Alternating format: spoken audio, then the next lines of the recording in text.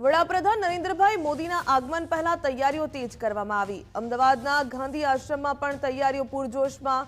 સમગ્ર ગાંધી આશ્રમમાં પોલીસનો ચુસ્ત બંદોબસ્ત ગોઠવાયો।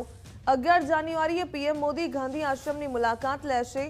પીએમ મોદીની સાથે જર્મનના ચાન્સેલર પણ મુલાકાત લેશે।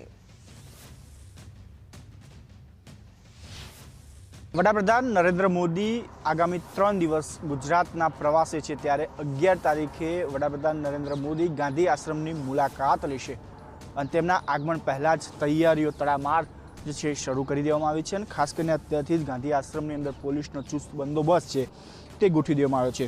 વડાપ્રધાન નરેન્દ્ર મોદી અને જર્મનના ચાન્સેલર સંભવિત કાર્યક્રમ મુજબ વડાપ્રધાન નરેન્દ્ર મોદી 10 તારીખે સોમનાથ અને 11 તારીખે રાજકોટ બાદ 12 તારીખે જે છે એ અમદાવાદના ગાંધી જે સાબરમતી આશ્રમ આવેલો છે ત્યાં મુલાકાત લેશે અને ત્યારબાદ તેઓ કાઇટ ફેસ્ટિવલમાં પણ હાજરી આપવાના છે।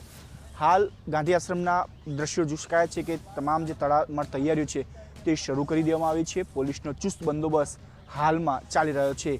તમામ જગ્યાએ પોલીસ હાલ ખડે પગે જોવા મળી રહી છે। સાથે સાથે જે તૈયારીનો આખરી ઓપ છે તે આપવામાં આવી રહ્યો છે। સંભવિત કાર્યક્રમ મુજબ 12 તારીખની આસપાસ સવારે 8 વાગે વડાપ્રધાન નરેન્દ્ર મોદી અને જર્મનના ચાન્સેલર કાઇટ ફેસ્ટિવલનું પણ ઉદ્ઘાટન કરશે અને અમદાવાદ સાથે આવેલો મહાત્મા ગાંધી જે ભારતના રાષ્ટ્રપિતા તરીકે છે તેમનું આશ્રમ જે સ્થાપિત કરવામાં આવ્યો ત્યાંની પણ મુલાકાત લઈ શકે છે। હાલ તમામ પ્રકારનો પોલીસનો ચુસ્ત બંદોબસ્ત જે છે ગાંધી આશ્રમની અંદર જોવા મળી રહ્યો છે।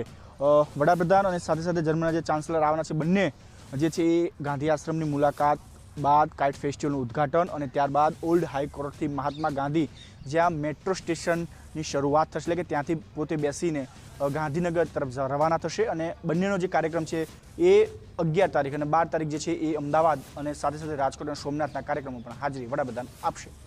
કેમેરામેન અંકિત દવે સાથે રાહુલ ત્રિવેદી, ગુજરાત ફર્સ્ટ।